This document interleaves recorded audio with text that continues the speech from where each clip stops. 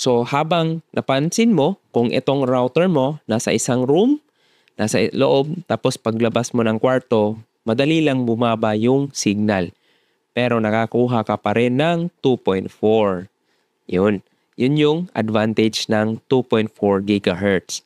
Pero may cons rin yan. Yung cons ng 2.4 is hindi siya mabilis sa data exchange.